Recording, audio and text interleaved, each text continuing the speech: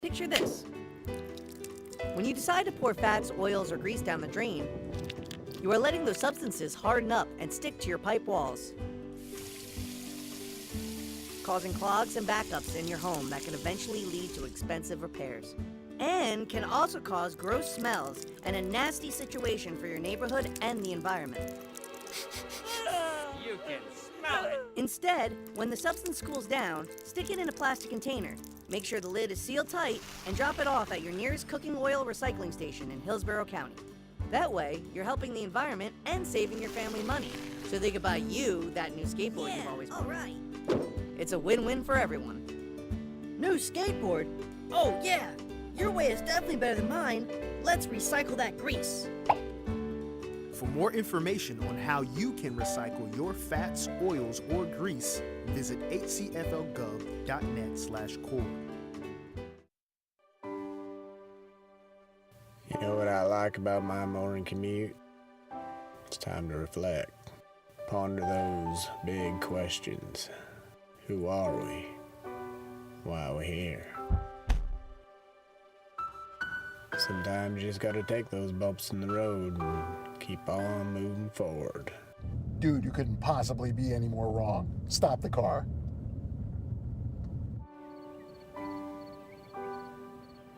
That's deep, like me.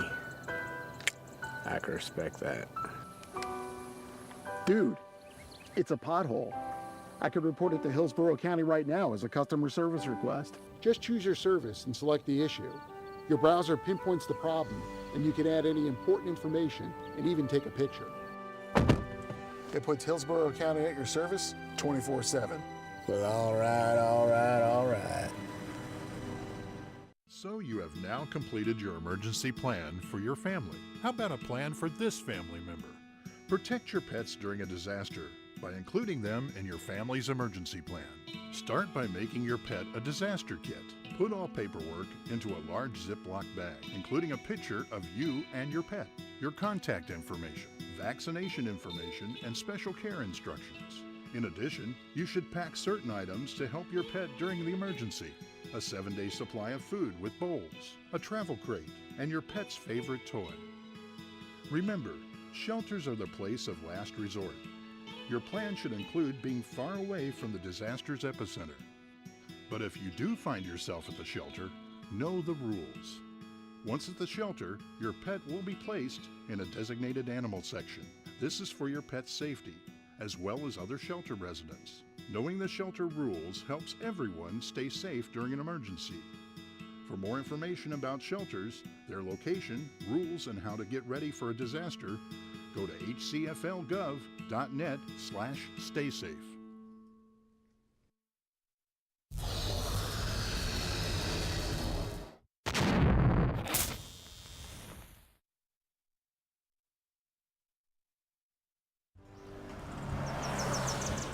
Hello, Mother. Something smells good. Good morning, sweetie. I'm making breakfast for you. Can you clean the bacon pan for me? Sure thing. No, Billy, don't do it. It's bad for your pipes and bad for the environment. Don't listen to him, Billy. Just pour it down the drain and forget about it. What's a little grease going to do? Actually, there's a lot that grease can do to damage your home and the environment. Picture this. When you decide to pour fats, oils, or grease down the drain, you are letting those substances harden up and stick to your pipe walls, causing clogs and backups in your home that can eventually lead to expensive repairs. And can also cause gross smells and a nasty situation for your neighborhood and the environment.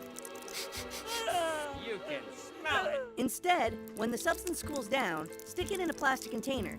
Make sure the lid is sealed tight and drop it off at your nearest cooking oil recycling station in Hillsborough County. That way, you're helping the environment and saving your family money, so they could buy you that new skateboard you've always wanted. Alright. It's a win-win for everyone. New skateboard? Oh yeah! Your way is definitely better than mine. Let's recycle that grease. For more information on how you can recycle your fats, oils, or grease, visit hcflgov.net/core.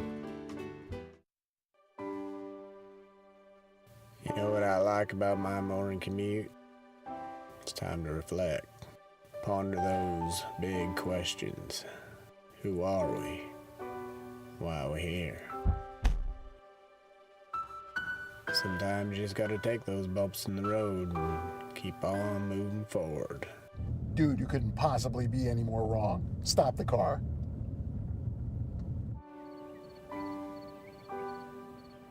That's deep, like me.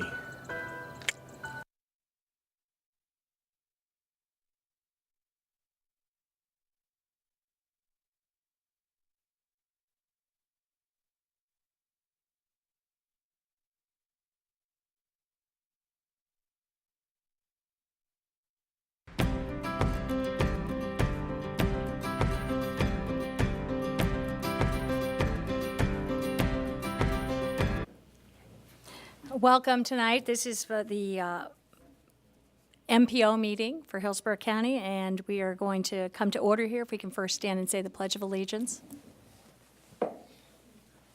Pledge allegiance to the flag of the United States of America and to the republic for which it stands, one nation, under God, indivisible, with liberty and justice for all.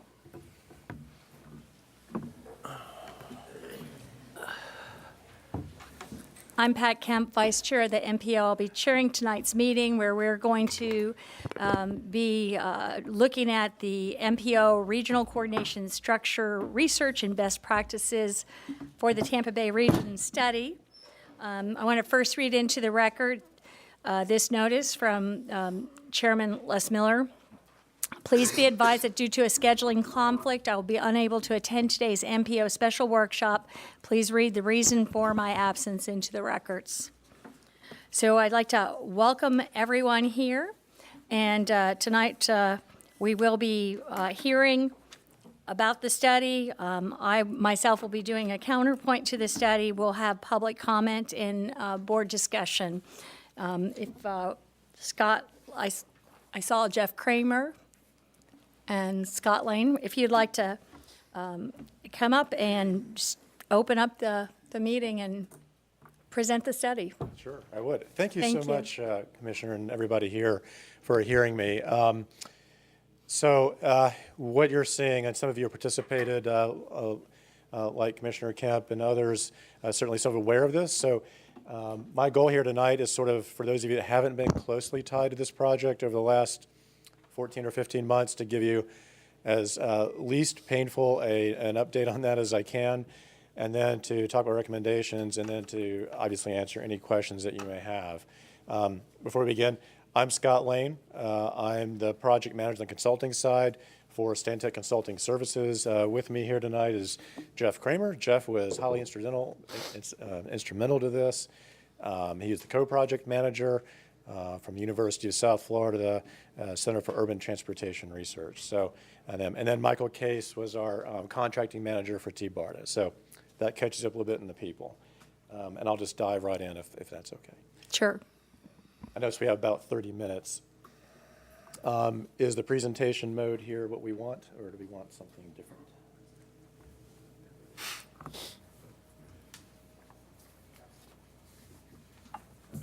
That looks better. Okay. So I promised a quick overview. So here's the first slide that kind of does that. We are in the third and final phase of the project.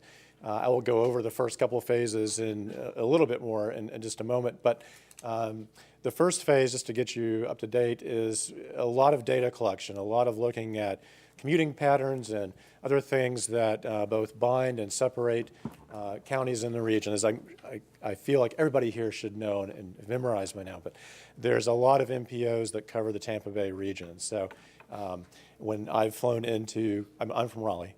When I've flown into here, I've flown into the Tampa airport, and I go to Pinellas County, or I drive out to Pasco, or I stay here in Hillsborough. And there's a lot of different things that kind of tie us together, and things that make us different as well. So a lot of that first phase was, in actuality, probably as much for me as for anyone else, is to understand the data and get a good grip on what are the things that are really driving the discussion in here. From that, we took that information and kind of developed case studies and best practices. And then this third phase, we've had another couple of workshops. Some of you may have participated in the May 27 workshop. That was sort of kind of the official kickoff, although I wasn't around at that point. But that was where this project probably had its one of its genesis. So and it started with that workshop. From there, everybody said a lot of things at that workshop. There were pages and pages and pages of notes. There were some common threads, though, and so we'll look at those 10 topics in a minute. We had to get a feel for what people were really thinking, what the issues were here. And so we subdivided those comments down on these 10 topics, and from that, we looked at about 27 or 30 different MPOs across the country. There are about 409 MPOs in the entire country, and some of them may be places that we could learn from on some of these topics. In October 29th, actually, I think, of just last year, a few months ago, we had our third and final workshop. And that was held here in Hillsborough County at the Port Authority building. And then today, as I mentioned, we'll just update you a little bit more on this. So I talked about these 10 topics. So there are a lot of different directions about what regional means. A little bit more about me. I'm from an MPO. I was a 3-time MPO director. I've served in different capacities for the Association of MPOs, and my private sector career for the last 15 years has revolved heavily around them, doing long-range plans and corridor studies, things that are more interesting and probably more practical for many people than policy studies like this. But these topics kind of resonate with me, and when I was a director of the MPO and I had to come and talk to my policy board, local versus regional authority, really important. Communicating internally, disputes happen. They're actually relatively rare, but they do happen from time to time in the board. So thank you, you hear my voice cracking. So internal operations, the nuts and bolts, public involvement was very important. Land development issues, what drives transportation? Land development. And so learning from these other MPOs that we have in the peer studies was kind of important for us. Slide's a little washed out. These are the 9 peer studies that we did. We did interviews not only of the MPO staff and directors, but we typically did studies of their partners as well. Because I know, as an MPO director, if some consultant calls me and wants to know my best practices, I'm happy to elaborate for him. However, my partners in the process may feel quite differently than me about how great a job I'm doing. So we also talked to transit authorities. We talked to some of the other people like you that were part of the process. So from that, we evolved some additional information for our steering committee that met over a long period of time. I think it's at least 15 months now, but kudos to them. And some of you attended some of those meetings, but we've had about 11 meetings of the steering committee now, the study management team. We now had a draft report that was issued to our client manager back here, Michael Case Tibarda, at the very last day of 2018. And so part of what we're talking about here today is that draft report. The presentations I'm giving to you, I'm going to give to Pasco and Forward Pinellas as well later on in the week. So that's what's happening now. We'll listen to the comments, take those into account, make revisions, and we'll come back out with the revised draft on February the 4th. That's kind of it in a nutshell. So this is a make your own meeting. We have 30 minutes here according to your schedule. How much do you want me to time you spend on the third workshop? Be kind of brief, high level? Is that kind of the way I'm feeling? And then get into comments? And you won't embarrass me if you say that's the case. That's fine. Okay. I'll get started and I'll just give you the high level and you can just give me the hook whenever you want. So the third workshop, there was 3, and the first 2 were, I think, just kind of a little bit more freewheeling, and from this third workshop perspective, what I really wanted out of it, and I think I got it, was a little bit more detail, because at this point, back in October, we were narrowing things down into, we kind of knew what the issues were, had a pretty good feel for that, had a good feel for some of the mechanisms that might be used to help address some of those issues, those topics I showed in the last slide. So that was useful. We got more detailed, and I guess the heart of that workshop was a couple of breakout sessions. One was those automated clicker polling devices that you may use here occasionally. In fact, I know you use them here occasionally. They're anonymous, supposedly. And then you had the same group switch and go to a more detailed kind of study of a couple of synthetic examples that we crafted up and asked specific questions about how they would deal with that and how MPO structures and operations would maybe affect those things, those answers to those questions. One thing I want to really underscore, I learned this a long time ago, and I was reminded of it during this study, was how important trust was and inclusiveness is in this process. So if we have to pick out, one thing maybe to take away from this, if we ever were, we're not in it alone. And certainly a lot of the trips started and end in this county. A lot of trips started and end in a different county, a different place. So today, I can honestly say that your MPOs, and I work with a lot of MPOs around the country, you have some of the best MPOs I've ever worked with. And that's saying a lot because I work with some pretty good ones. But you guys are on the ball. You're very sharp. And I appreciated working with you in the last 15 months. Whatever I say here should not be misconstrued as saying, oh, you're not doing a good job, because you're really doing a good job here, in my opinion. And I've seen a few. So just going to scoop through this a little bit. Let's go back. Never use animations in your slides. So this is the third workshop, kind of in brief. It's going to kind of pop up here. The full group met. We had kind of an opening session. Then they broke out into these two groups, as I mentioned. And then finally, the full group had a chance to actually, and this was something we wanted to do too, we haven't had an opportunity for people to stand up and just say what they think at any of these workshops until this one. And so I want to make sure people had an opportunity to say what they thought and get some feedback from a couple of other MPOs as well as your MPO and the other two that are kind of core here, the Pasco and Fort Pinellas. So that happened at the very end of that workshop. I talked about scenarios, and so the first breakout group talked to these different scenarios. And we had an imaginary roadway project and bridge crossing over a big body of water, cheating a little bit there maybe, and then a transit project, on scenario B. And each of these guys had 3 questions each, and the groups kind of went at each other at round tables of 6, 7, 8 people and facilitated. So we got a lot of detail from this, but one of the difficulties with this kind of process or doing it this way, I think people really got engaged with it. I think they kind of got something out of it maybe, but it was hard to find common themes necessarily, but I think there was a focus, and this was good because this is what we wanted to know more about, was about process concerns. So we wanted to know not necessarily, hey, do you want to do a high-level bridge, or you want to do a draw span or whatever it is. You want to know how you would attack all these issues we were putting in front of you. And so process was important.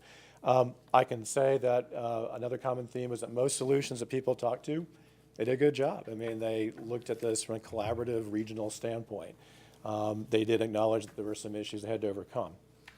I'm going to kind of open this up to the first slide. I assume that you would get the slide deck if you haven't got it already. And I will assume that everybody here can read pretty well. So I'm not going to read to you. I hate when people do that to me, so I won't do it to you.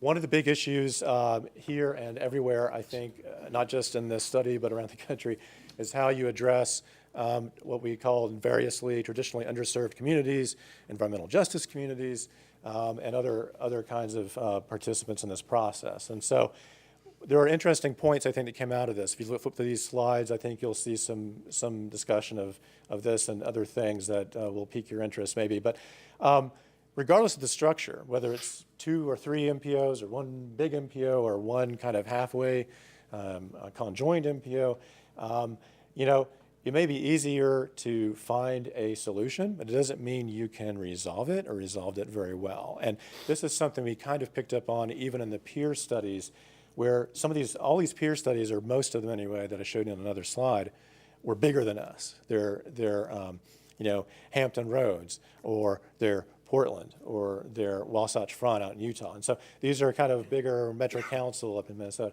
So most of them, not all of them, were fairly large MPOs. And so they had gone through some transitions of their own. And interestingly, for example, they had dedicated staff that they could count on to do this. And that was one of the things we kind of explored a little bit in the report and in the study. I am not going to do this. So I'm going to bounce through these. I mean, come back to any one you want, I promise. Surprisingly, I get no objections for going faster through my presentation. I'm going to take a drink of water while you absorb that. I've been fighting a cold like everybody else.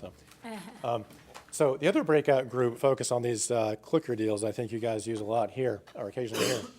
And we asked them about 10 or 11 questions. And so they gave us some responses back. One of the things we do when we do this exercise as consultants with groups is we stop at the end of the question. We don't just go on to the next question. Ask people, okay, who answered C? Why did you pick that answer? And people that want to talk to us will raise their hand and they will talk to us. So when you see some of the information about this, we were actually able to kind of elaborate a little bit more on that information. And there's a written record of all these things. Takeaways from this, I mean, you run the risk here of really generalizing too much, and it's always tempting. Humans live to see patterns, even that aren't there, and I have to constantly remind myself of that at all times, and especially in this study too. But who would pay for even a conjoined policy board? Who would pay for a staff? Is another idea we had posed that was maybe unified. It would have to come from dues in part. I mean, you would get money from other sources, but dues paying was an important question for us. And generally speaking, people understood the necessity if you wanted to do this, supporting dues. A big question in general, I think this is true even today, the way your structure is today. How do you address this question of, and we address it in Raleigh too, I assure you, how do you address the regional concern projects, the great big ones that are very capital intensive, long range, and all the local concerns that you have to deal with, that you hear about every day, probably when you go home waiting for you. And this was an important thing. So one of the ideas was, if you did have money allocated to these regional projects, well, not everybody gets the regional project. You may have to get one. That basketball goes to the snake. You may have to wait your turn. And so people were tentatively okay with that idea and concept. I think where people fell off the wagon a little bit was talking about, okay, how would you make sure that my turn was coming? What does that mean? What are the details there? And those are good questions. But there was some interesting support for that and interesting discussion around that kind of thing. And there were other conditional sort of support ideas. I'm going to give you an idea again, just pick out the first slide that comes up and touch on this and let your questions drive anything else. So we asked people about decision-making structures that focus on regionally significant projects, quote unquote, more than the current structure. And so this was kind of a question that we got into early on about the local and regional decision-making. Regional decision-making's good, but it has to be reflective of local concerns. And this was said in a lot of different ways, and a lot of different times throughout the last 15 months. And you can see here that while we are supportive of this regional decision-making process, or a better one, or a good one, and whatever that means to us, it's conditional. A little bit more split out. Would your community be willing to see regionally significant projects funded in neighboring communities? This is the weighting question. And the answer is yes, if it directly benefits communities and businesses from my community. So if I'm sitting in, just to pick one out, Pasco, and I'm commuting into here, well, if my constituents over there, and I'm sitting in Pasco County, which I will be, I guess, tomorrow, they want to know this project benefits them as well. So it can't be just regional project truly needs to be regional. We understand what that means. Again, I will flip through these charts and spare you the pain. So we'll get to the good stuff. So here's the meetings that we have this week. And I do want to express my appreciation to all of you and to Michael for adding these, because this wasn't in our original scope. You guys wanted to have a whack at me or talk to me or talk to me here this evening. And that's fine. I love the engagement. So you're not upsetting me at all. Today is tonight's Hillsborough. Tomorrow is Pasco, and kind of squeezed in there together is Forward Pinellas on Friday. So Forward Pinellas, looking forward to hearing what you guys have to say so they can build on it. They've already told me that. They're going to cheat. So I think everybody has a copy of this animal here. This was presented at October 29th workshop. On the back side, if you get your magnifying glass out, you can see some of the materials. I know, I hated it because I'm getting older and this still bugs me. But so the things that are in boxes on that first page, this page, the things that are in boxes here That's what's in the recommendations in some form. Now, they're elaborated on, they're expanded on in that draft. I don't think we would let me get away with just copying and pasting too much, but that's basically what's in the draft recommendations. I thought about the best way to try to present this in a way that wasn't exceedingly painful. The way the recommendations work out, just from a time scale, maybe that's easier to think about. MPOs in general, all over the country, kind of have this once every 10-year examination that is forced upon them. In Florida, it's a little different, and many things, actually several things are different in Florida, because you use county units as building blocks. And so other MPOs have a wonderful task of going to the neighboring community that's not in the MPO but very close to it. They get in every 10 years, and they have to go to that community and say, you should join our MPO. It's great because of this. You guys don't have to do that so much because everybody in the county is already on board. And so you only have to do it if you need to grab another county maybe. So it's nice to be in Florida. There's some great parts of this. You have a lot of laws in Florida about MPOs, but some of it I kind of appreciate. I do like. But anyway, based on a 10-year cycle, generally to think about their boundaries, think about what means a federally significant system, things like that. So if you look at this in 10-year chunks, what we've developed is ways of trying to address these topics I showed way back on an earlier slide and some of the issues that have emerged in different ways. In the first, by 2023, when this first decennial thing is going to hit us, there were several things that the study management team and we as consultants talked about. Technical data is really important. I know this is the worst, most boring thing to think about, but as a technical guy, I really like to have data to make decisions. It's really important to me. I think it is to you too. I think it's to a lot of people to understand why you did or why you suggested what you did. And taking greater control of that's not a bad idea, including the regional model. We talked about maybe having a single citizens advisory committee that have 3 parts. So you would have a committee that's very strong on the regional issues, but still was able to focus down on the local issues. We didn't want to see that dissipate. It was made very clear to us that local participation was super important. One thing that's interesting is you look at the different MPOs, the 3 core MPOs, this one and Pasco and Fort Pinellas. The way you prioritize projects, if you dig it out, really isn't that different. There are some differences, certainly, but I think if you think about what it makes a regional project, a great regional project, it really isn't that different from a high level. It's when you get down, obviously, into the ground level that makes it difficult. So having a single regional kind of performance system that everybody, whether they love it or hate it, but they at least can agree on why it's there, that would be nice to have. And I think it would help some of your decision making if you don't do anything else. Formalize the regional transportation plan element. And if the MPO directors were here right now, they'd jump up and say, hey, we're already doing some of that. So you've done this in the past. You're kind of working on it now. So making a true regional transportation plan that just focuses on the regional projects, the things that cross boundaries, serve ports, things that are obviously really important at that level. Let the local MPOs continue to do what they do best. State leadership. One thing that I think Jeff and I both learned or reminded of is that there are some MPOs out there that actually have direct representation of state legislators on their board. And the first thing you're thinking of, you're coming to mind of, oh, that person, I'd hate to have that person on my board. Or I'd love to have them on my board. I'm going to be positive, optimist. But the problem in Florida, again, this is your little thing here that you'd have to deal with, is the state sunshine laws are very strong, very strong. And so the way to, I hate to use the words work around it, that's kind of what we're doing, is to have them basically be a non-voting kind of advisory member. We think this is important. The 2 MPOs that we talked to that were peers were Hampton Roads and Wasatch Front, which is Utah, Salt Lake. And in both cases, they said, these guys, it wasn't always easy, but they were really instrumental in getting us funding. And they were really instrumental in kind of helping bring us together, which isn't something I would have thought of. I mean, again, ex-MPO director guy, not sure I'd love coming to a meeting like that every month, but they seemed to think it was very important to them. So they had a good experience. Maybe it's worth trying here.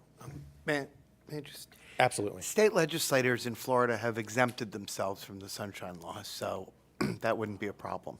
For them. So they could be a For them. For them. For them. Okay. Right, but what it would do is you couldn't talk to them outside the meeting. So if we were, for instance, trying to lobby them or something like that, you couldn't have any private conversations because they're a member of your board.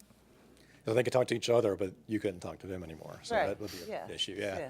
So that was, we think that was kind of a deal killer. So on we don't that. want them on the board anymore. Well, as a non-voting, clearly advisory position, we think at this point. I wonder if their exemption would include their service on the board, but that's a discussion for another day. It doesn't matter. I don't think so. Yeah, we recognize that when we did these 3 pathways things here, the difference in the columns, and we're kind of picking and choosing from each column, but the difference really was, okay, how far do you have to go into state law to make this work? And so all the way over to the right, that's hard and probably will be very difficult to accomplish. So we tried to pull that back, especially on this near term option, the top 2/3 of the graphic. So that was our recommendation, and admittedly, some of this would not be a terrible idea to go back and get this opinion from the state authority itself. But collective regional funding strategy, I mean, that's the holy grail. I mean, that's kind of what we think about when we think about regional problems.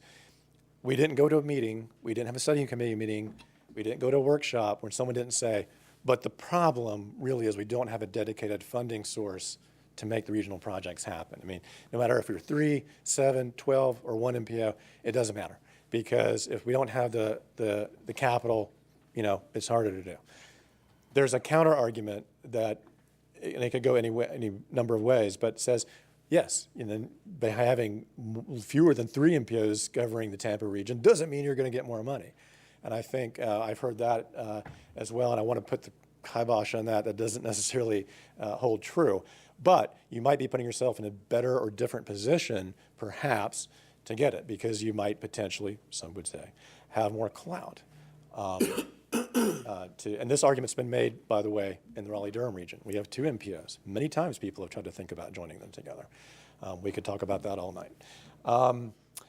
What happens in 2030? So by then, that is going to keep you pretty busy, we think. I mean, this is a long time frame, right? But trust me, it'll go by very quickly. If someone wants to move this faster, we'll talk about that if you like too. But at some point, you may get to the point, if this all works out, if it all works out, or a lot of it works out, by that point in time, the commuting patterns, if the trends continue the way they've been going, past 10, 20 years that we've looked at, it's going to be kind of obvious. There needs to be some kind of core regional body here helping to move decisions along, we think. Maybe in this intervening time period, I'll be proven wrong. So having a single MPO policy board or structuring this so that the voting structure remains strong. We had ideas in this draft section that we sent out about the voting, which I know is so much fun to deal with. And then related functions. What could that be? Well, it might mean that economics gets pulled into this a little bit too. It might mean that the regional planning councils get pulled back into this. Many MPOs in the country marry what they call, or you call, the Regional Planning Council with the MPO. The MPOs are often housed inside there. Not always, but quite often, to help link land use and transportation a little bit more closely together. So that was the long-term stuff. So by 2033, our preliminary recommendations are suggesting you're kind of at that point where your policy boards are going like, okay, this is hopefully a little bit more obvious than it is today.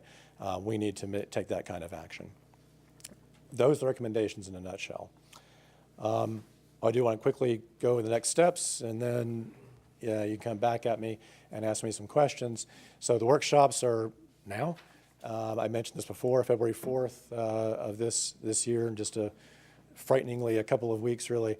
The revised draft will come out, and then we'll work on consolidating the first 3 sections together into one not to be read while driving report. So that is the nutshell, and that is an overview of what has been a long and data-intensive and people-intensive and interesting process. I just want to thank you for the opportunity. I mean, most MPOs don't have, I won't say courage, but maybe it is the courage to really investigate this. And you guys didn't always like it, I know that, but you did have the courage to stick in this with us, and you really helped us do this process. And it's nice to have a third-party thing. When this report's done, you'll get it, you'll say, nice report.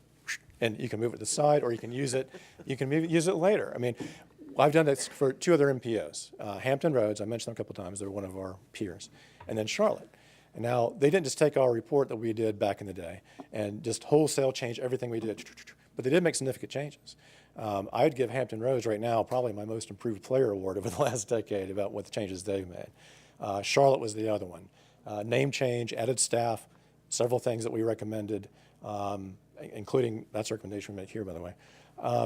So maybe it does help make some positive changes. You don't have to love all of it, but when I go to eat at the Chinese buffet sometimes, I don't pick all of it up. I'd like, several things I do like, I pick those up and I take them back. Then I go back 3 times, I eat all of it anyway. So that's everything I have for you. I tried to be quick, and when you're quick, you tend to gloss over a lot of things. So I'll let your questions guide me from this point forward. And again, thank you for your time again. Is there any questions? Yes. Sure. How do you make this work? Is this working? I think you're on. It's on. Okay, great. I enjoyed reading your report. I found some interesting comments on it, and I think I actually attended the very first one, but I missed the others. I was a little busy trying to get elected, so I kind of missed a few. But I did serve on the CAC for the MPO, so I'm very familiar with what the MPO does and how it does it, and I appreciate your comment about how awesome our MPO is. I wouldn't say if I didn't mean it. I'd just be quiet. I think the staff does stellar work. I beg to differ with one of your assessments of Hillsborough's focus on the core project evaluation, because all of those dots for Hillsborough needed to be filled in, because I know we've had conversations about quality places and sustainability, connectivity. We're getting a lot better at public participation. And while efficiency isn't anywhere in our delivery as of yet, it's definitely on our delivery scope. So I appreciate differences in the way it's approached. But my bigger concern is some of what I see in your analysis would require a less political process in the decision-making process than what we've experienced to date. And since we have experienced political process to date that has created some of our inefficiencies in service, I'm not sure putting the MPOs together is going to solve that problem. In your questioning and the surveying, did you find that that was an opportunity or a challenge that we really seriously needed to address before we move forward on any of this? No. I mean, let me make sure that I got the question right first. I don't think you have to suddenly tomorrow pass a motion to get married to more MPOs, to get, to address some of the inefficiencies that you may be thinking of. I'm not sure what all the things you're thinking of are, but the reason we structured the recommendations the way we did is because after all this discussion, all this talking, and all the peer studies and all the data collection, and I'm 26 years into this. Jeff's a young guy; he's probably 24 years into this. But we've looked at a lot of MPOs, and so you're probably seeing, like you said, some of our imprints on this too.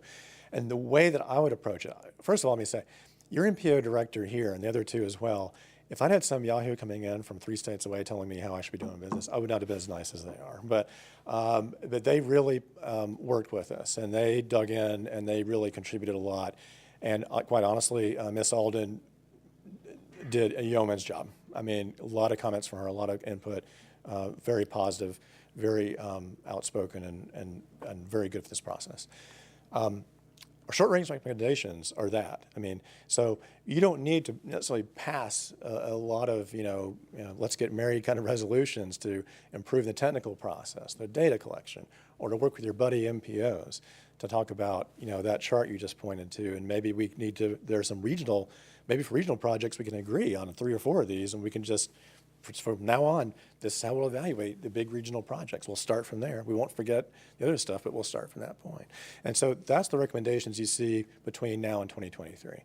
It's not the things that are the big ticket items that's going to, and we didn't try to sell this short, I hope, but are very difficult politically to get accomplished. And I'm well aware of some of the challenges in general, and maybe now a little bit specifically. But the short range stuff, a lot of that you don't necessarily have to make wholesale changes. There was one, since you're on the CAC, talking about maybe you need to have a CAC that really has some, regional muscle to it. It doesn't mean you eliminate the other three, the one that you serve on the other two, but maybe it's nice if they could report and, hey, that person reports back to, a regional body. And so you're kind of ramping into this regional idea a little bit more before you just jump into it. And I think that would be a little more palatable. And that's why the time frame is so long.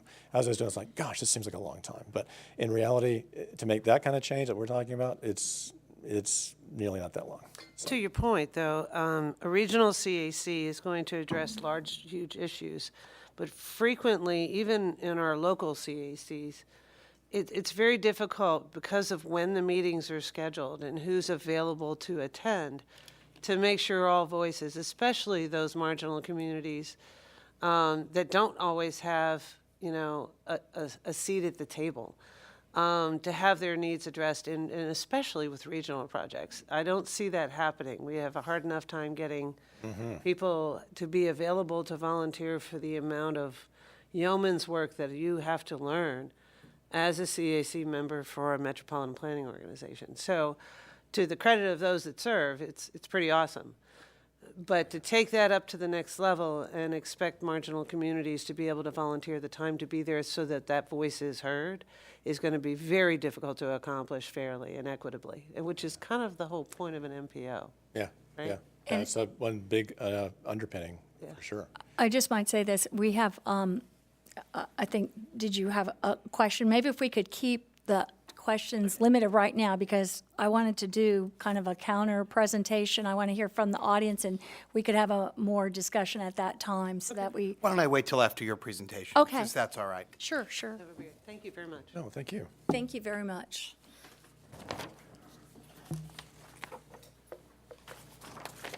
Sorry.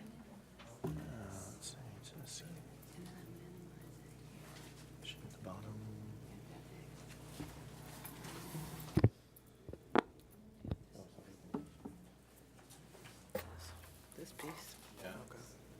Do we have it?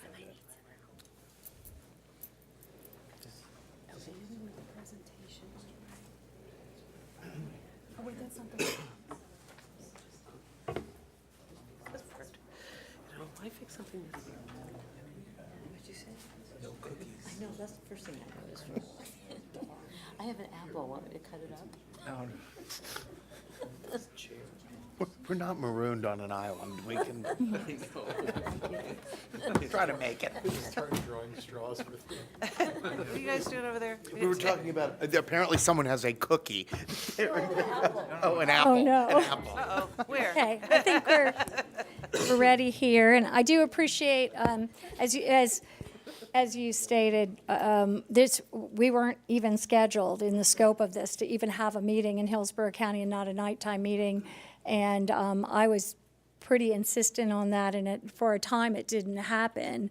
But now we do have this, and I thought it was really important for people in Hillsborough County, since this involves us, for us to have a chance to participate, because the other meetings were during the day in Pinellas, and were mostly attended by people that were already involved in the MPOs and in the FDOTs and those other things. So I wanted to start with, I have a kind of counter presentation that I've made of this. I've been watching this go on for a while, been a little frustrated, but I think it's a good opportunity for people to learn more about the MPOs. And I know some of this that our MPO knows this, and some of the people here do, but I think for much of the public, they're confused sometimes about what MPOs are and their history. So let's start it with this. This is Tampa. Back when the highways, the interstates went through Tampa, 3,224 structures were destroyed. That's what it looked like. And many of the new highways cut through low-income and minority communities. It happened throughout the country. Interstates divided, bisected, and destroyed neighborhoods, calling it urban renewal. The consensus developed that local officials and residents should have a greater role in decision-making about highway projects. In 1973, federal legislators responded to this by requiring formation of metropolitan planning organizations, MPOs, for urbanized areas of more than 50,000 residents. The intent was to create an independent agency to ensure that federal funds are spent on the 3 C's, continuing, cooperative, and comprehensive basis. That's how the MPOs were done. The MPOs mandated under federal law. I learned so much of this from you, Jeff Kramer. He has a great workshop. So the Hillsborough County Metropolitan Planning Organization, that's a picture of the members up there, is a transportation, I think they should call it the Transportation Planning Organization like many other places do. It would be clearer about their mission. Is a transportation policy-making board comprised of representatives from local government and transportation agencies. According to federal and state laws, the Hillsborough County MPO is responsible for establishing, again, those 3 C's, continuing, cooperative, and comprehensive transportation planning process for Hillsborough County. MPO staff includes transportation planners, traffic modelers, demographers, urban designers, and other planning professionals. Under the direction of Beth Alden, who's not here tonight, the MPO executive director, the diverse skills of the staff ensure that transportation priorities are coordinated with land use, economic development, and regional and statewide plans for all modes of surface transport. The Hillsborough MPO is housed in this building with the Hillsborough Planning Commission and the Hillsborough River Board. These agencies provide coordinated transportation and land use planning in Hillsborough County, and that's more recently gotten stronger, and the impetus has been on doing that. In 2016, and this is what started so much of this, a federal rule was proposed by the FTA, or the Federal Federal Transportation Department at that time, which would have required the merger of MPOs, many MPOs, because many urbanized areas, like Tampa Bay urbanized area and the Miami urbanized area, have grown together. If you remember, I said that they designated early on, are you okay? In 1973, that any community of more than 50,000 would have their urbanized area.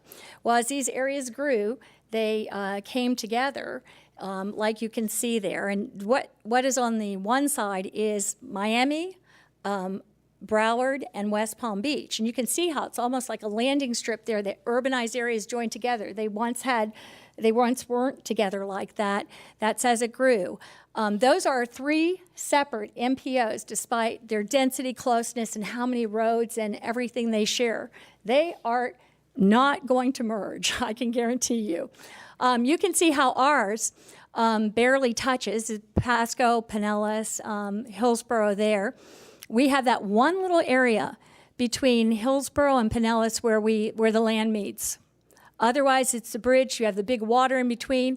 And the other area that separates Pinellas and Hillsborough there is pretty much swampland that won't be developed. So you have very little touching and very little land use between those areas. I will say that when this rule came out, it was so extreme, requiring urbanized areas to merge together, that one of the things that it required was Boston to merge with Richmond, Virginia, because it was a continuous urbanized area.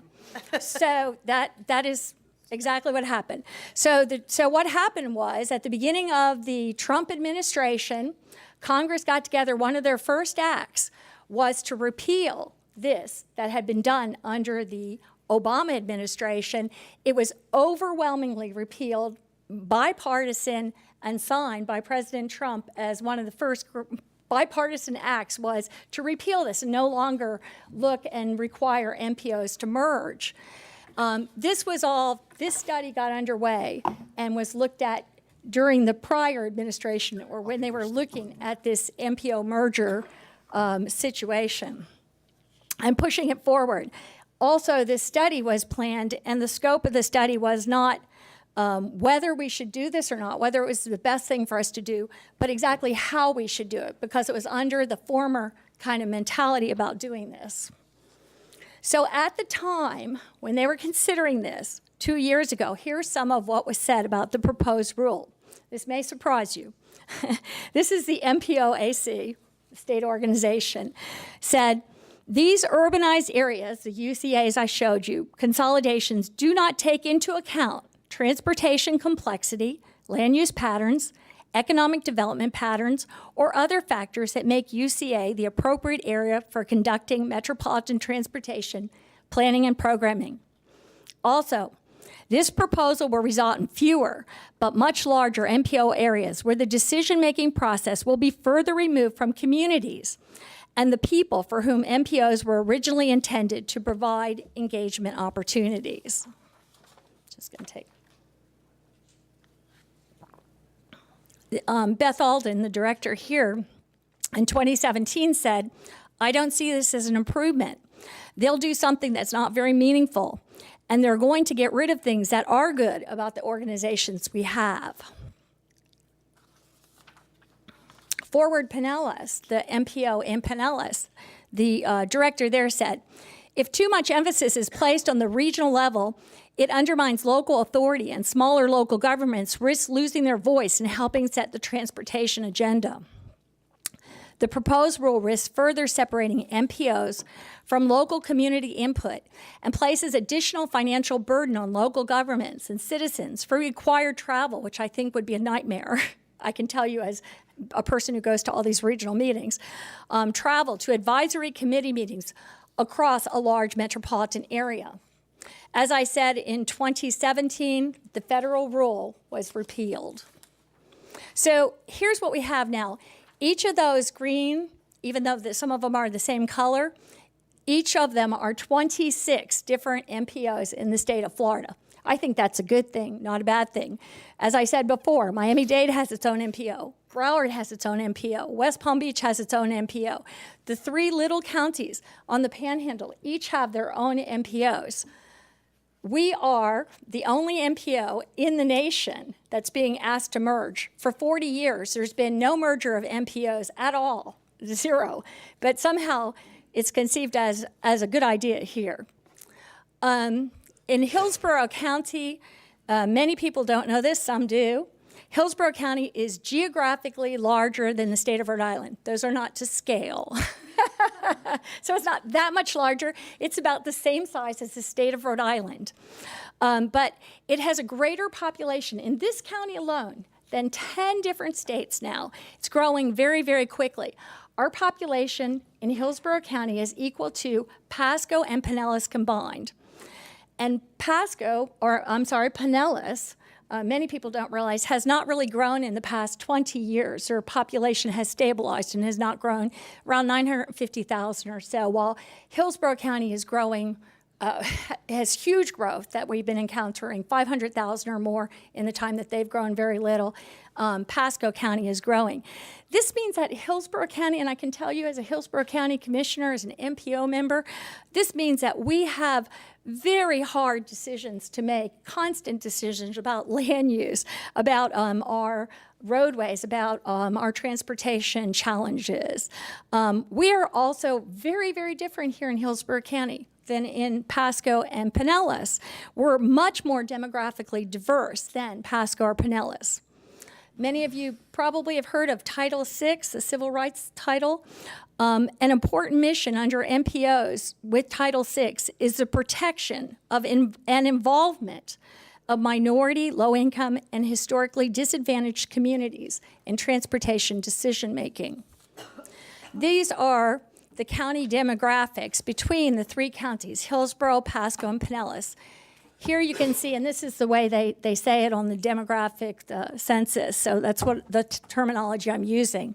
This is white alone. As you can see, Hillsborough County is named 75% or so white alone, while Pasco is 88.5%, Pinellas 83% or so.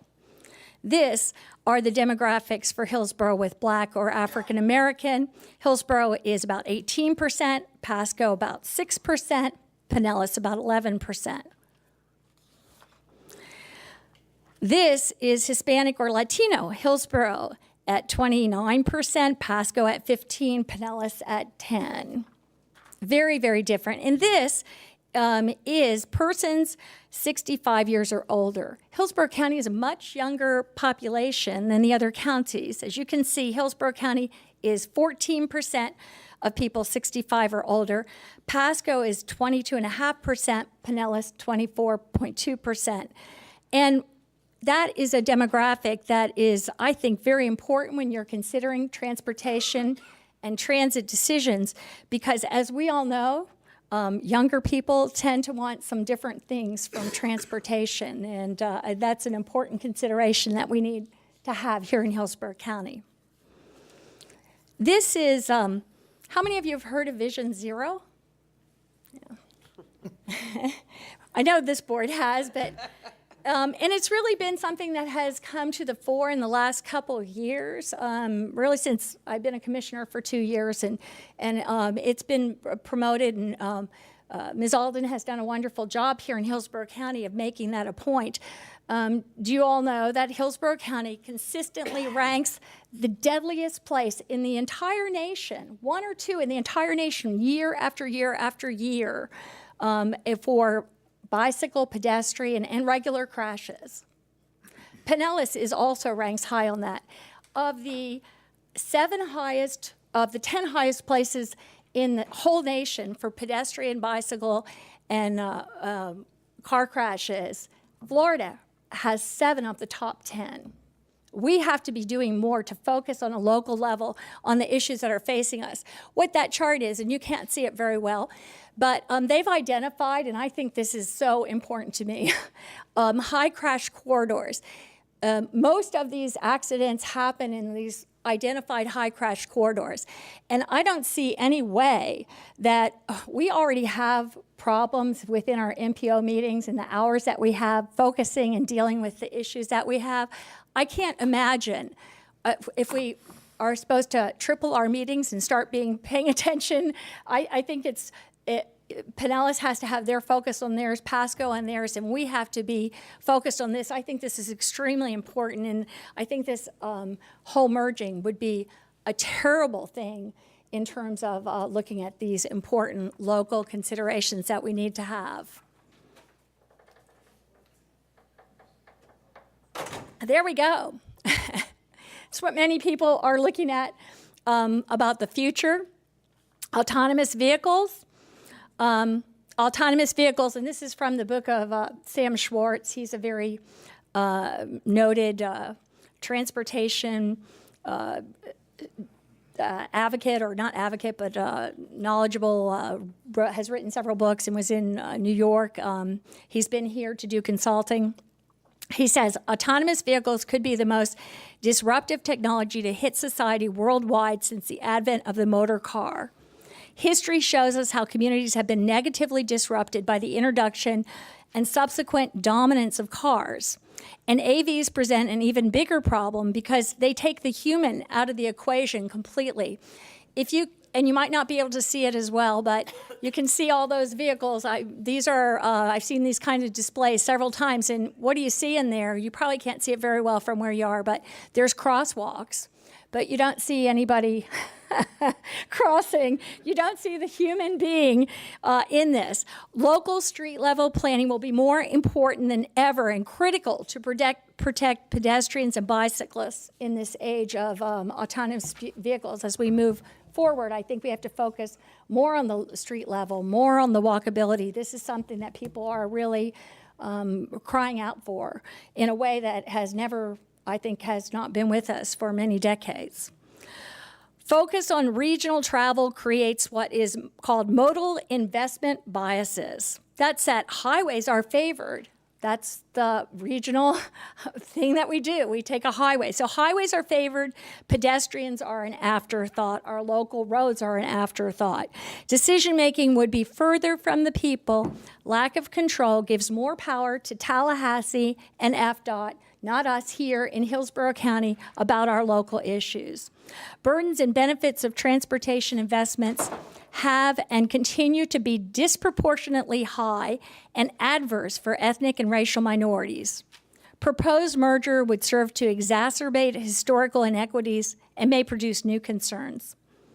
Hillsborough's MPO has a great deal of local issues to address. It's truly overwhelming. Land use decisions are made at the local level. They're going to be made in the county no matter what happens. That's not going to change.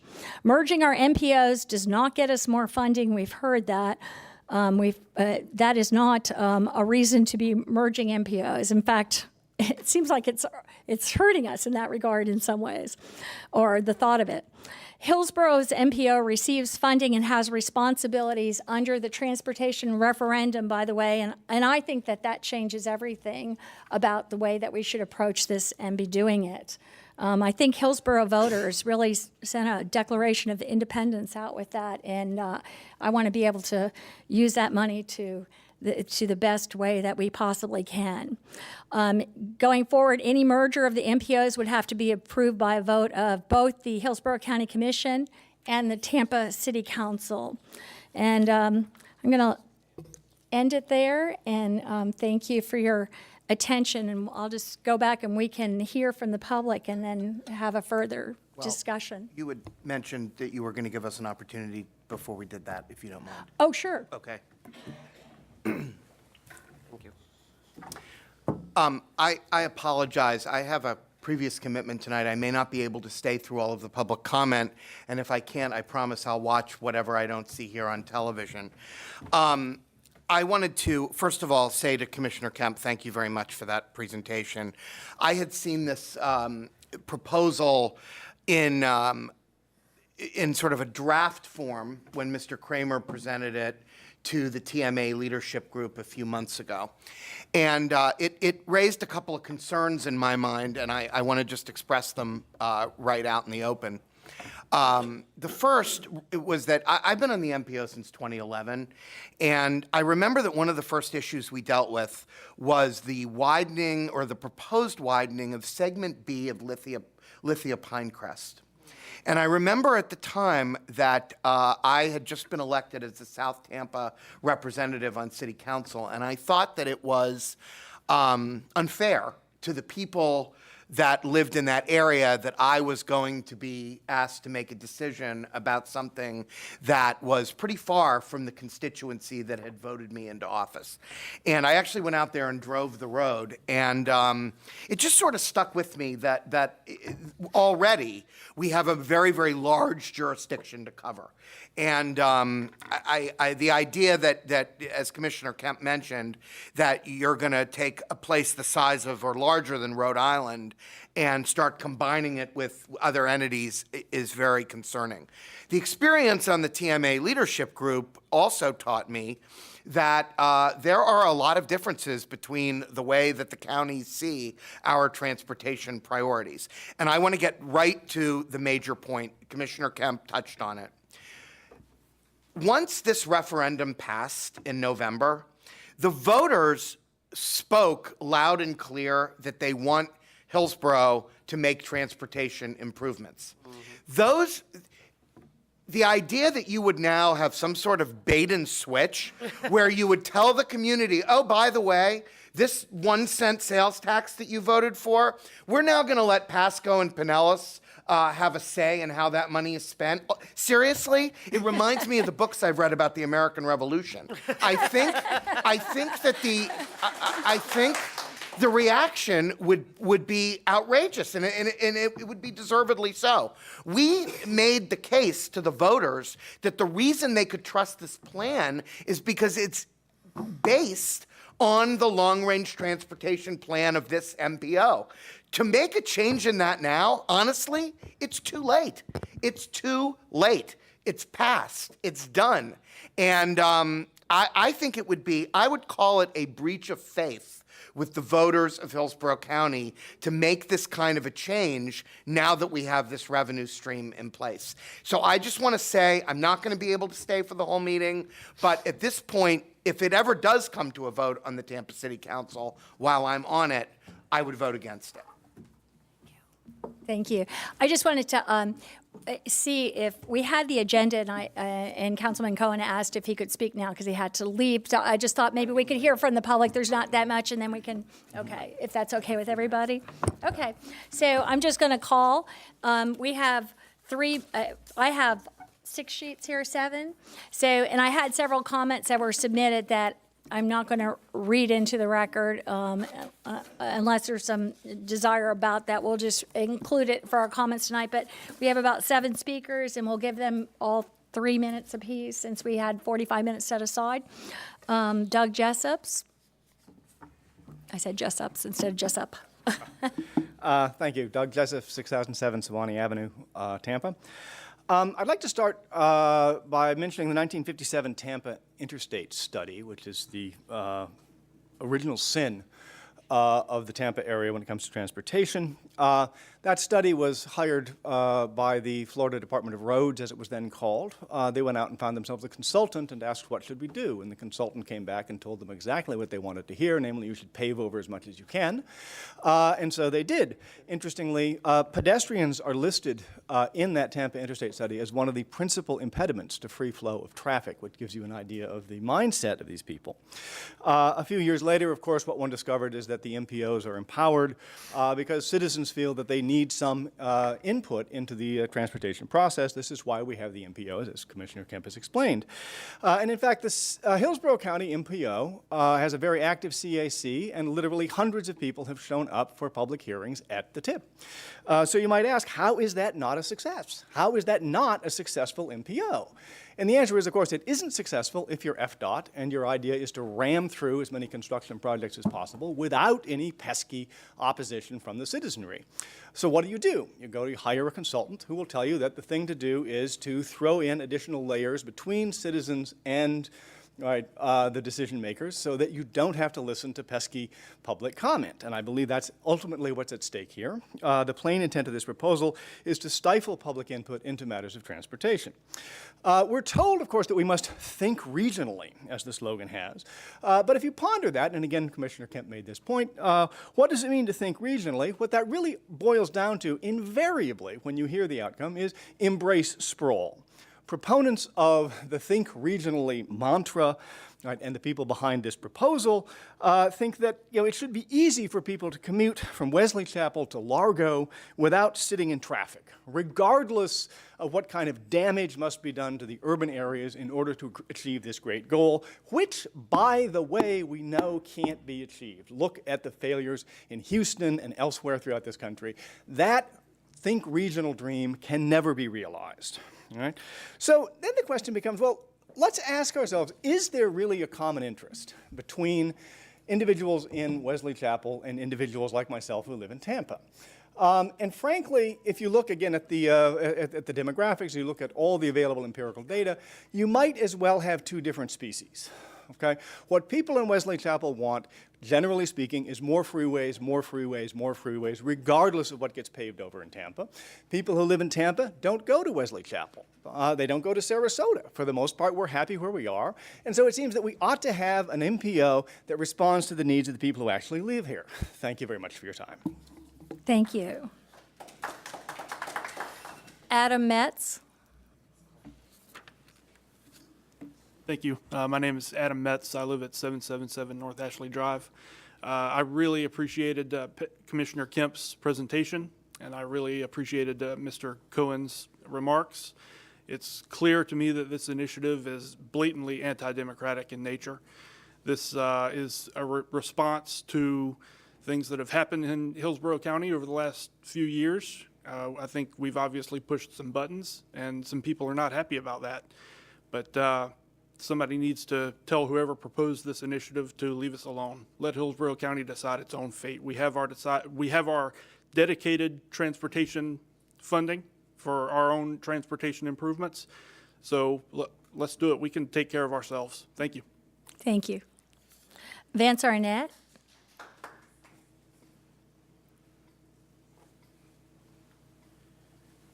Good evening. I'm Vance Arnett. I live at 1120 East Kennedy Boulevard, Unit 733, high above the intersection of Meridian and Kennedy.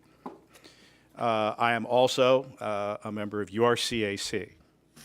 And I want to say that again. I'm a member of your CAC. I was first appointed by Commissioner Beckner, and I was then appointed by Commissioner Kemp, and she keeps refusing to let me leave. I take it seriously because I see my city commissioners on a regular basis in the community. I see my commissioners in the community on a regular basis, and I'm not going to accept something. And so I will tell you that there are 6 of us here tonight, by my count, that were invited. They weren't told to be here. We just came because this is an important issue for all of us. We put a lot of time, a lot of effort, a lot of research, and a lot of thought. And we pretty much review everything you all have to make a decision on, and you know what we've done. We don't have a quorum problem. I don't think T-BARTA's Citizen Advisory Council can say that. I know that because we keep sending somebody up there and nothing gets done because they didn't have a quorum. And it wasn't until recently that our representative even got an opportunity to be able to vote in that process. That's my only experience with regionalization other than this. I have 38 years of government experience. Most of those I lived in Pinellas until the last 12 years when I moved to Hillsborough, and I just basically, my wife and I just switched the commute. I know that road, that bridge, and everything else backwards and forward. I am in trouble with my auto leasing company all the time because I am always having to turn the car in months early or pay a ridiculous fee because my wife and I get in a car and we drive. I do drive. I'm also a walk bike advocate. I have a limp to prove it. And so I will tell you that this board listens to this community, and this community participates wholeheartedly. Now, we have members on this board and on this commission that weren't there when the initial conversation started back in 2014 and 2015. When I joined in 2016, it was a much different composition, and I will tell you that your Citizens Advisory Group is diverse, it shows up, and it knows the issues, and at least for this member of it, I am firmly opposed to any additional regionalization. Beth has all the documents in place she needs to be able to represent us on regional initiatives. Thank you. Thank you. I hope I get this right. Sean Barnaden?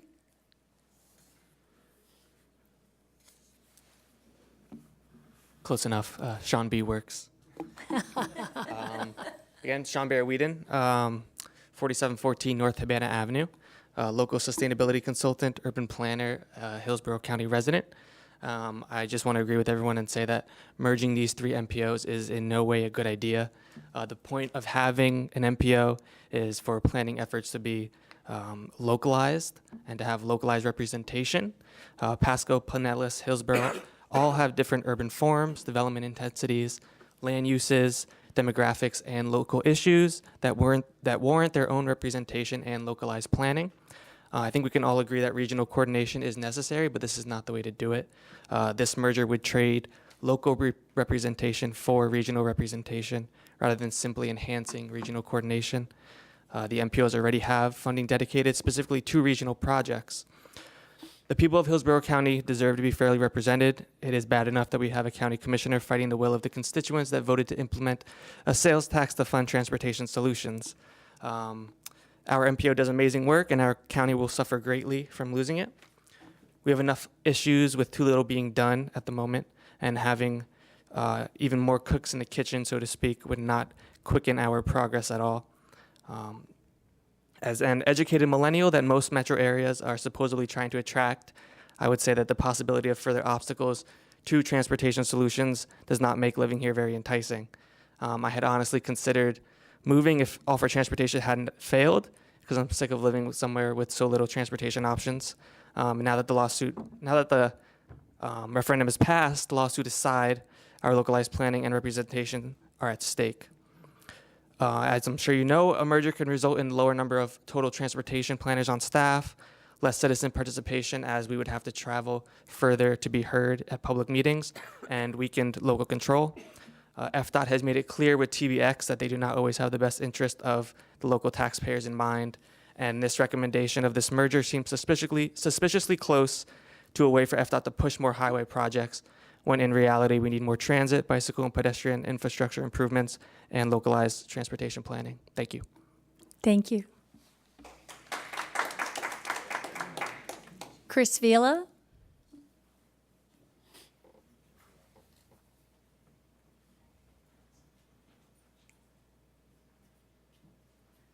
Good evening, everybody. Chris Vela, 9241 East 11th Avenue, Tampa, Florida, 33605 in Ybor City. I didn't know if I was going to have an opportunity to speak, but I'm going to go pretty quickly through my concerns. I don't want any consolidation or merger of the MPOs. It's just outrageous. Really good presentation from Pat Kemp. I just wanted to bring up something else, too. Right after Tampa lost so much property to FDOT, there was TUATS was formed. So that's Tampa Urban Area Transportation Study.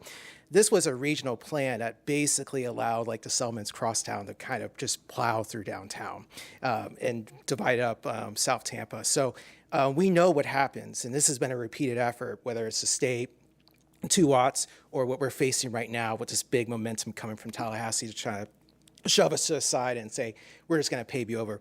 This doesn't work at all, one bit. There was a good point made about AFT. Like I said, and you see me here on a podium, I called a lot of people in Hillsborough County, Republicans, Blues, Independents, you name it. They all supported it. They want to see investment in this county. You don't want to invest over in Pasco or Pinellas.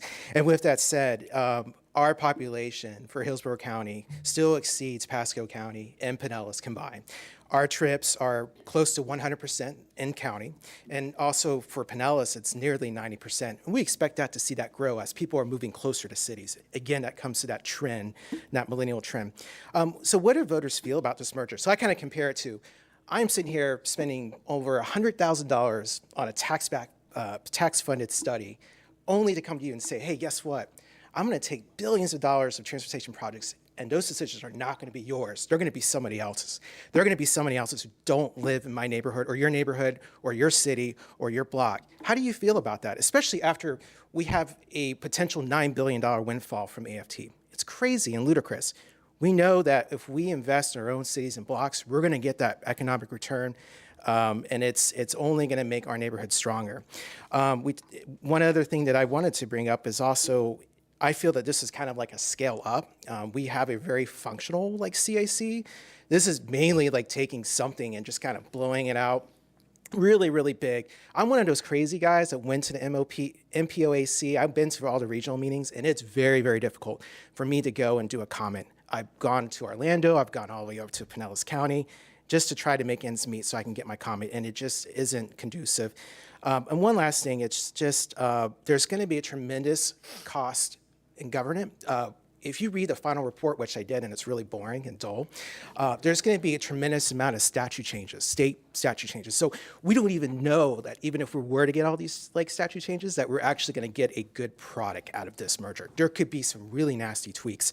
The same legislators that would be making these changes would be sitting on that board, even though they're not voters. They can influence decisions. Thank you. Thanks. Michelle Cookson.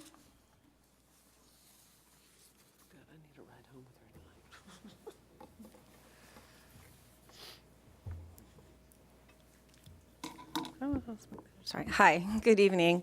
Thanks so much. Michelle Cookson, 6002 North Swanee Avenue, Tampa.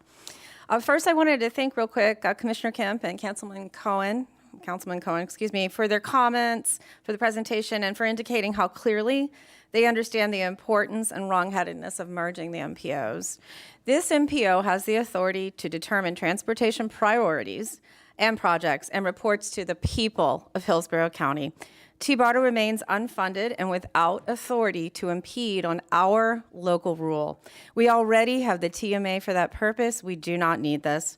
This is the third time this is being pushed on us. The public does not want this.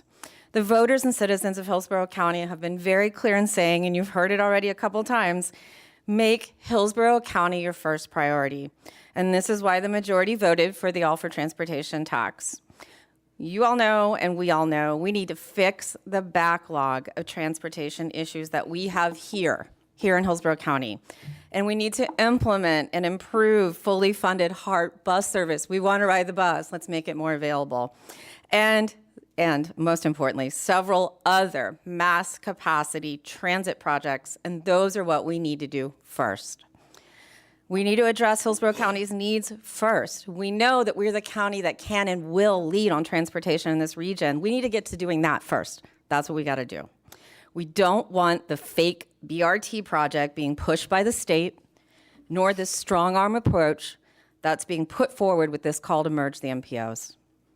And we are not the least bit fooled nor mistaken that that is the impetus behind this. Please listen to the people, respect the will of the electorate, no merging of the MPOs. Thank you.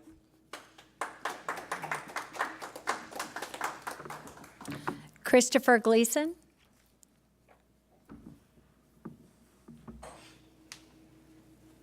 Christopher Gleason, 7903 Westwater Court, 33637. When I heard all these recommendations, I thought the whole reason T-BARTA was created was for this reason. A lot of stuff they're recommending is already part of T-BARTA, and they're already funded by the state and member counties.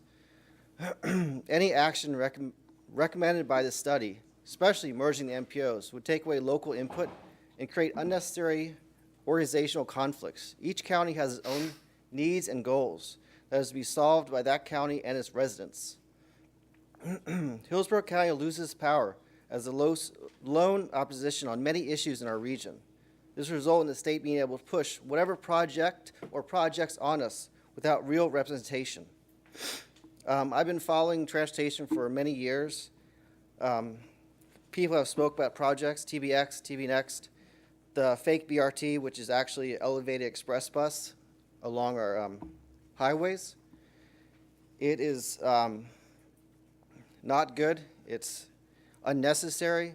If T-BARTA has a problem, tell the state to pay for a study to fix T-BARTA. Stay away from our MPO. Thank you. Thank you. And Dana Lazarus?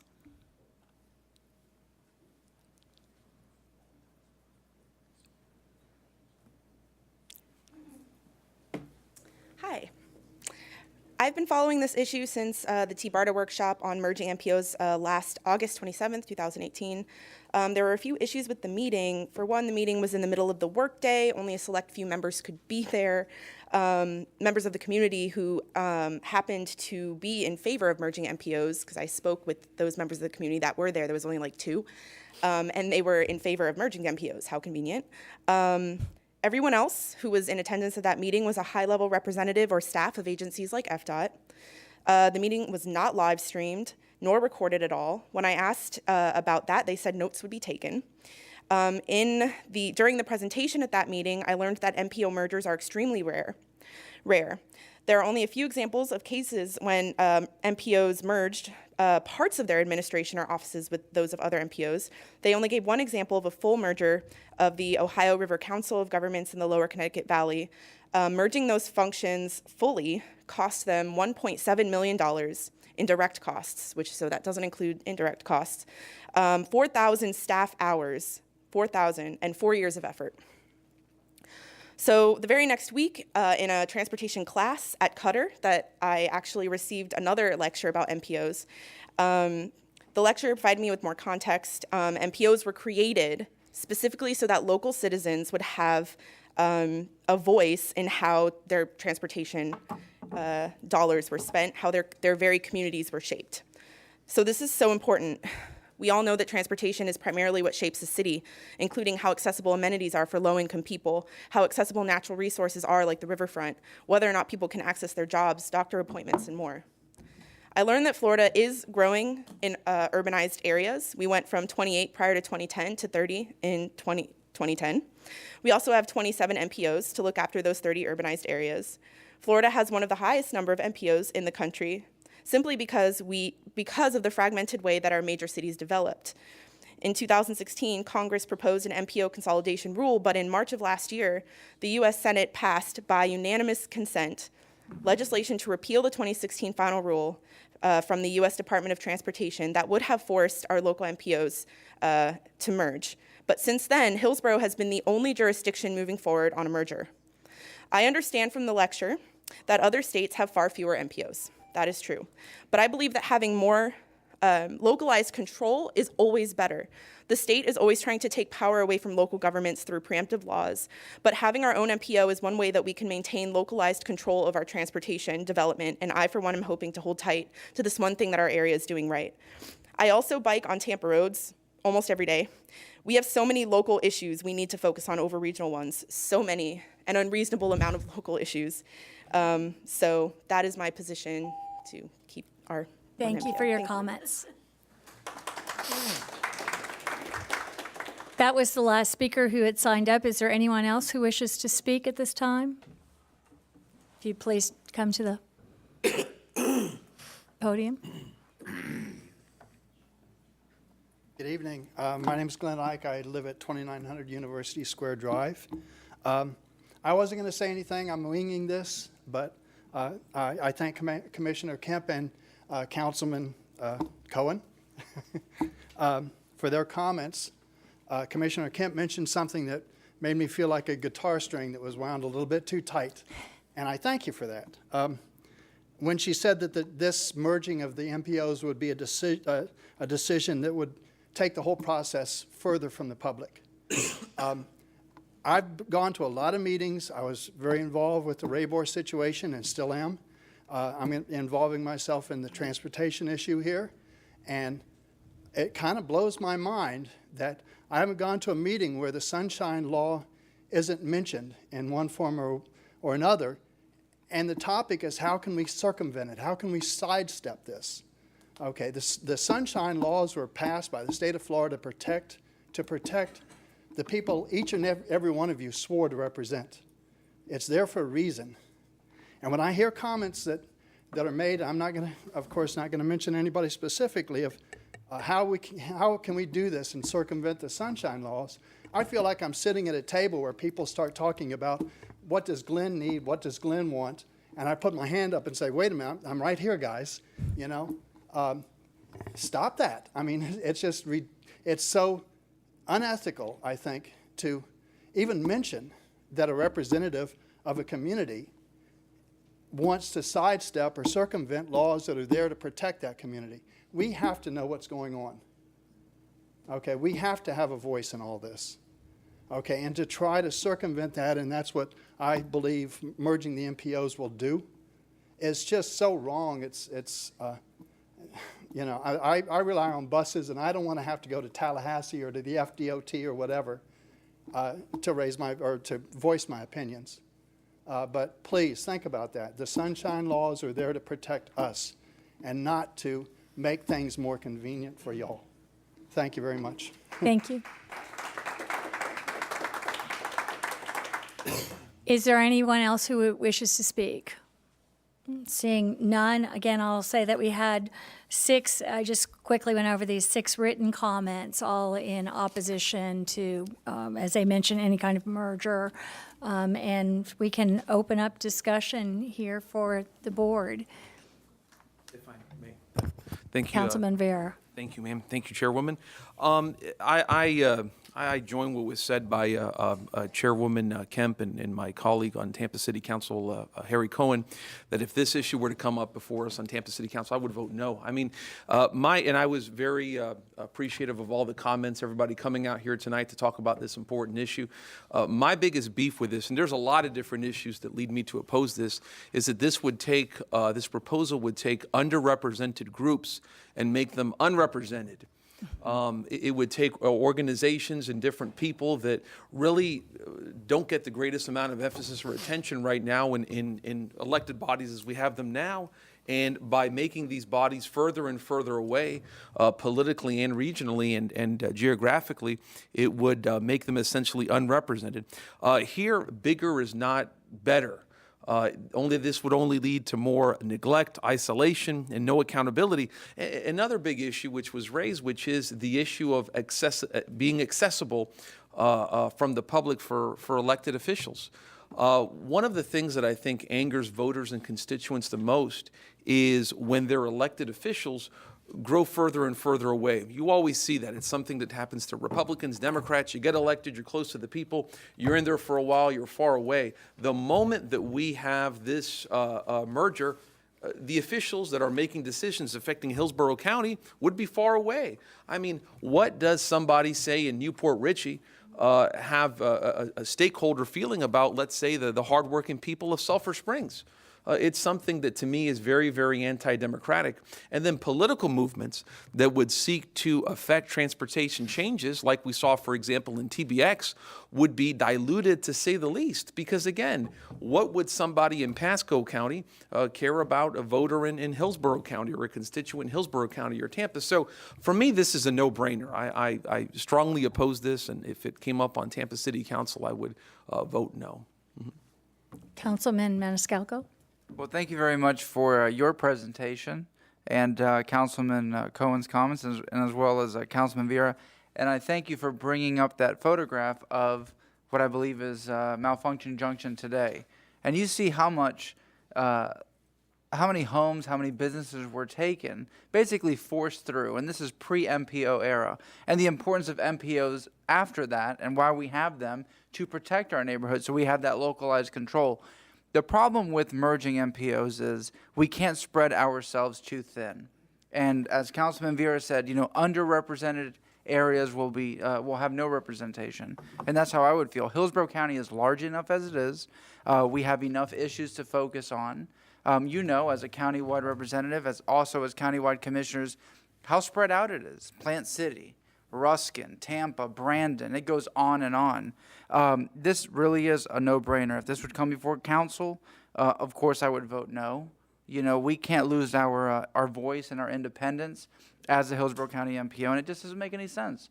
Why should we be forced to merge with another body? Pinellas County is a completely different jurisdiction, so we should leave it as it is and not dilute the process. Thank you. Is there Commissioner Smith?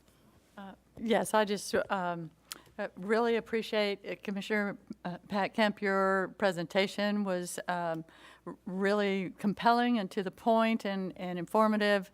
And I want to thank all the citizens. I'm very impressed by the knowledgeable citizens in our community, always coming forward and providing input. And tonight, they shined and spoke very articulately and passionately about all the aspects of this. So I'm not going to repeat any of that. I just want to go on record saying, as a countywide county commissioner, I am adamantly opposed to this. I'm surprised this has gotten this far. And when I look at this, you know, the last stage of this one board together and some of the stuff in the report that I've read, I'm just horrified is a word. The only thing I would add is that, of course, with our new funding source that the citizens voted for, we want to solve, the citizens want to solve the problems of transportation that are huge in our huge county. And that is 92% of our trips start and end in Hillsborough County. So that's the main part of the congestion that we need to solve with that tax money, is that 92% of the trips that are starting and ending in Hillsborough County. So that's all I have. I'm glad we had this opportunity for a public meeting. I'm glad it was at 6 o'clock so we could hear from the public tonight, and thank you all for coming. Commissioner Overman? Thank you. You know, what's really fascinating, I loved your presentation, and it's not a big surprise that we're able to see that there is an opportunity for us to do better yeoman's work in terms of coming up with collaborative work, not only with ourselves, but also with our surrounding county. And we're now interested in doing that in a great way. We have an opportunity to make that difference in our community now, because we're actually focused on many of the challenges that we've heard. And what I do, one thing there are two things that came out of this report that I think are good. We just had a group of people that have done the analysis on the 3 MPOs out here that have said they do a great job. And I'm of a mindset that I don't want to spend money on something that's working just because somebody think it might have been broken at one point in time. Because we weren't accomplishing the things that we wanted to accomplish, or we found ourselves in a situation where our focus wasn't on really taking care of, this particular area. There is also become really obvious to me that we already have organizations in place that would take care of finding the results that this is looking for without spending more money to make it happen. We have a Tampa Bay Regional Planning Council. We have a TMA, or a Transportation Management Agency, and TBARTA. So we have the 3 tools necessary to bring that collaboration to create the lobby that might be able to bring us more resources if we actually listen to them and use them without creating or unraveling something that is already working for the 3 distinct communities that make the Tampa Bay region the resource and the wonder that it is. Yep. We are in different places. Pasco's different than Pinellas. Pinellas is different than Hillsborough. But all 3 communities or regions in themselves are great communities. I don't think we need to break what's working.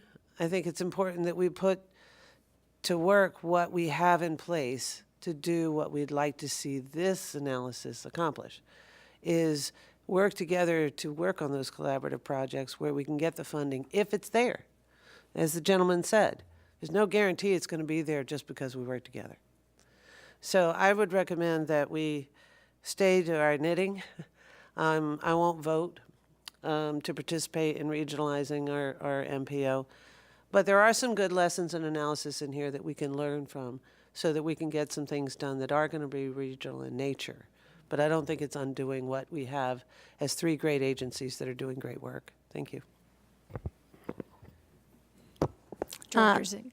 Thanks. Yeah, Scherberger, sorry.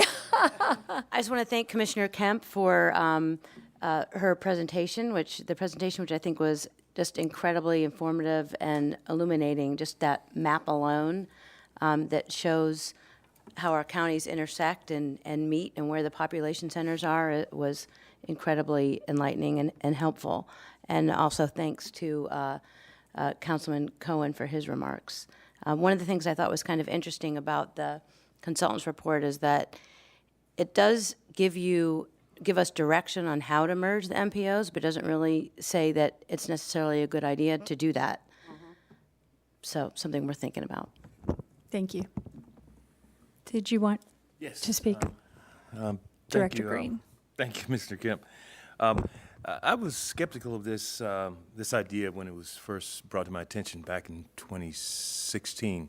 I was on the MPO board then that year. I was not on the board in 2017. But it was never made clear to me what were the benefits. I mean, what were we to gain by this regional?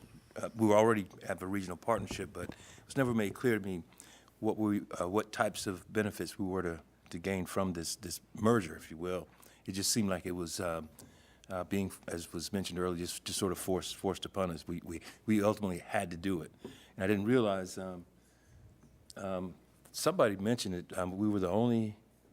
Maybe you mentioned it, Commissioner Kemp. We were the only area in the state of Florida that was required to? Not required, but are being asked to merge, actually in the nation. Okay.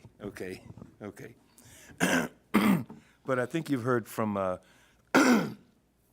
many of the community residents about how they feel about this, and clearly it's not a good idea. And I would have to agree with them also. But I do agree with Janet about the report itself. It does shine some light on some possibilities, let's say. Not that we want to exercise those at this point, but nevertheless, is it Scott? Thank you for the report, and I understand we are the first. This is the first of the last community workshops, let's say. Will we be able to get a summary after the third one is done, or when the final draft is completed? The comments from the other counties as well? It'd be interesting to hear how they feel about this as well, so, okay, thank you. Thank you. You had Also, it would be helpful if you would distribute your presentation to the group, because it's, Sure. we didn't get it tonight. I'll make it available. Thank you. So I think everyone has gotten a chance to speak, and I just want to thank Scott Lane, Stantec, and Jeff Kramer Cutter for coming tonight, making the presentation too. So I want to thank all and I think you all heard that, but we do have very special residents who care deeply in Hillsborough County. I think about our MPO and about being involved, and I appreciate your very thoughtful comments. So we're adjourned here.